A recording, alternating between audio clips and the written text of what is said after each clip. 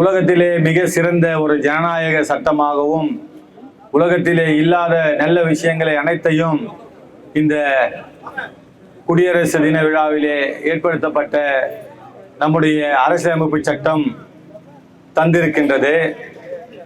அந்த அரசியலமைப்பு சட்டத்தை ஒப்படைக்கும் போது ஜவஹர்லால் நேரு அவர்களிடம் இந்த சட்டத்தை 20 ஆண்டுகளுக்குள் அமல்படுத்தி விடுங்கள், இந்திய மக்கள் அனைவரும் யாரும் எந்த வறுமையிலும் இருக்க மாட்டார்கள், எந்த துன்பத்திலும் இருக்க மாட்டார்கள், இந்த அரசியலமைப்பு சட்டத்தை அமல்படுத்துவதன் மூலமாக இந்திய ஒரு வல்லரசாக மாறிவிடும் என்று மிக தெளிவாக சொன்னார்.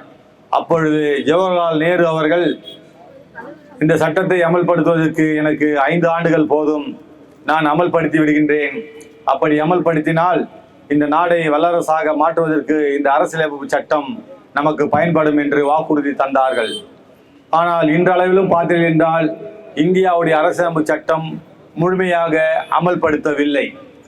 முழுமையாக அமல்படுத்தி இருந்தால் இந்தியா இன்று அமெரிக்கா போன்ற மிகப்பெரிய ஒரு வல்லரசாக மாறியிருக்கும் என்பதுதான் நம்முடைய பாபா சாஹிப் அம்பேத்கர் அவருடைய கருத்தாகவும் இருந்தது, நம்முடைய சமத்துவ தலைவர் அண்ணன் ஆம்சாங் அவருடைய கருத்தாகவும் இருந்தது.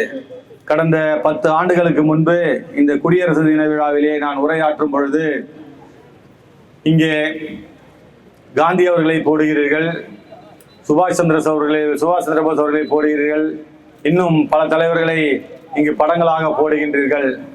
எங்களுடைய சமத்துவ தலைவருடைய கருத்துப்படி, அதாவது இந்த நாள் என்பது டாக்டர் பாபா சாஹிப் அம்பேத்கர் அவர்கள் நமக்கு கொடுத்த ஒரு அரசியலமைப்பு சட்டத்தை அமல்படுத்திய நாள்.